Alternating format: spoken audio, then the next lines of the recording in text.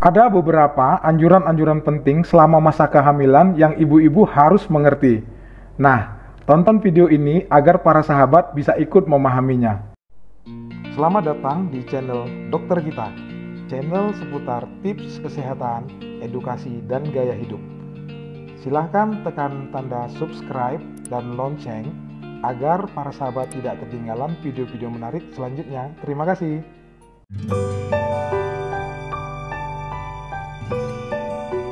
Assalamualaikum, selamat malam, salam sejahtera buat semua. Pada kesempatan kali ini saya ingin memberikan sedikit edukasi tentang anjuran-anjuran yang penting untuk diketahui oleh ibu hamil. Karena sering sekali saya mendapati di praktek saya, banyak ibu-ibu hamil, terutama yang masih hamil pertama sekali, mereka bingung apa yang sebaiknya dilakukan dan apa yang sebaiknya tidak boleh dilakukan selama kehamilannya agar tetap sehat.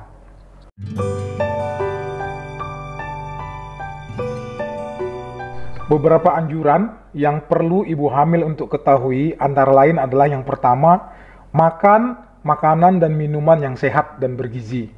Jadi sering sekali ketika kita di praktek itu, ibu-ibu yang datang sering menanyakan, "Dokter, apakah selama hamil ini ada pantangan yang tidak boleh dimakan? Ataukah misalnya makan makanan apa sih dok yang dianjurkan untuk bisa dimakan agar kehamilan dan menjadi lebih sehat gitu misalnya." Ya. Jadi sebenarnya prinsipnya pada ibu hamil itu makanan itu sama seperti orang kebanyakan. Tetap anjurannya adalah makan yang sehat dan bergizi. Nah, apa sih makanan yang sehat dan bergizi?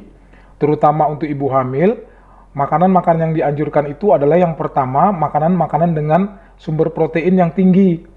Misalnya ikan, telur, daging, tahu tempe, dan susu.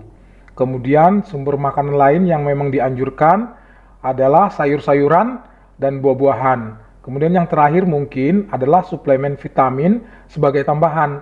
Jadi pada ibu hamil itu biasanya selain makanan yang bergizi juga perlu diberikan suplemen tambahan yang mengandung tablet besi misalnya, ataupun asam folat, ataupun vitamin kombinasi.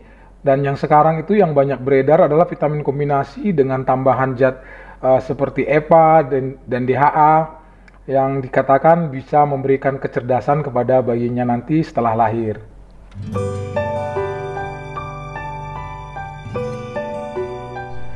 Anjuran lain yang perlu ibu hamil ketahui adalah untuk selalu memakai pakaian yang longgar dan nyaman. Kemudian memakai bra atau penopang dada itu menopang dengan baik, tetapi tidak menekan dan tidak terlalu ketat. Kemudian anjurannya yang lain juga untuk memakai sepatu dengan tumit yang rendah. Ini penting sekali.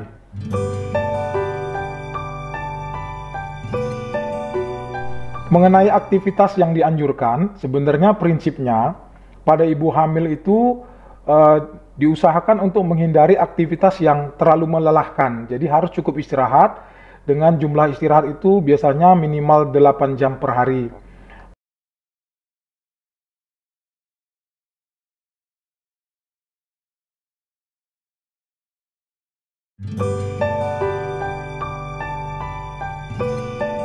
Banyak yang bertanya, bagaimana dengan perawatan gigi dok?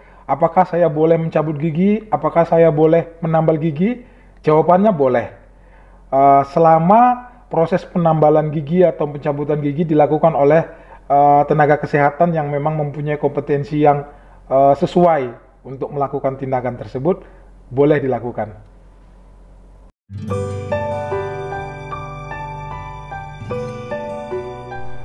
Kalau mengenai mandi, mandi berendam ini diperbolehkan sampai usia kehamilan 7 bulan.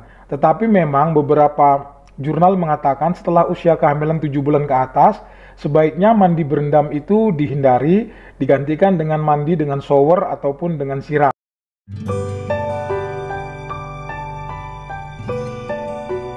Ibu hamil juga perlu untuk menghindari perjalanan yang jauh dan melelahkan, karena ini bisa berakibat tidak baik terhadap kesehatan baik dirinya maupun janinnya.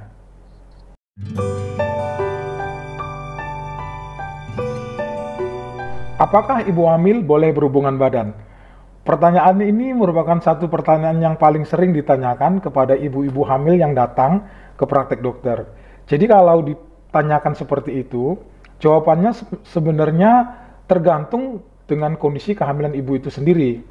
Pada kehamilan yang normal, tanpa keluhan dan tanpa faktor risiko, sebenarnya berhubungan badan boleh-boleh saja dilakukan, tetapi mungkin dengan lebih hati-hati dan memilih posisi yang lebih aman. Posisi yang lebih aman itu biasanya di mana si wanita itu lebih bisa mengontrol. Misalnya wanita berada di atas atau posisi saling menyamping, ya. Nah, ini yang boleh dilakukan dan lebih cenderung lebih aman. Tetapi beberapa jurnal juga pernah mengatakan bahwasannya pada kehamilan-kehamilan dengan faktor risiko yang besar, pada kehamilan-kehamilan yang mengalami gangguan, misalnya kehamilan yang kembar, atau kehamilan dengan riwayat perdarahan, atau kehamilan dengan riwayat ketuban yang merembes. Nah, pada kasus-kasus seperti ini memang sebaiknya berhubungan badan tidak dilakukan. Kemudian ada juga jurnal yang mengatakan pada usia kehamilan muda di mana plasentasi belum terbentuk secara sempurna, yaitu di bawah 16 minggu, memang sebaiknya berhubungan badan itu dihindari untuk sementara.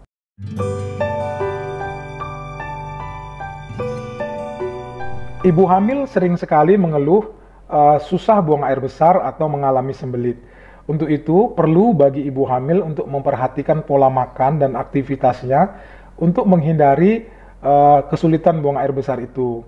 Jadi, caranya dengan cara makan, minum yang teratur, minum air putih dalam jumlah yang cukup, kemudian makan sayur dan makan makanan yang mengandung serat yang cukup.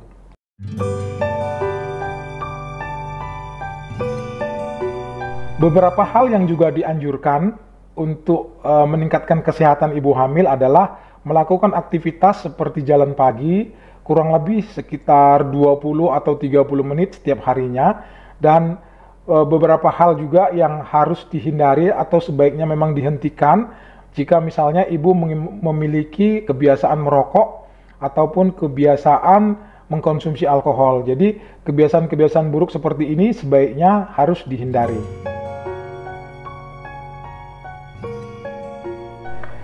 Demikianlah video singkat tentang edukasi, anjuran-anjuran yang bisa diterapkan pada ibu hamil yang kami buat pada kesempatan kali ini. Semoga bermanfaat, dan jika ada hal-hal yang masih kurang jelas dan ingin ditanyakan, silahkan komen di link komentar di bawah ini. Dan untuk mendukung kami agar dapat mengembangkan channel ini menjadi lebih bermanfaat bagi lebih banyak orang, mohon bantuan untuk subscribe dan tekan tanda lonceng agar para sahabat tidak ketinggalan video-video menarik lain berikutnya. Terima kasih.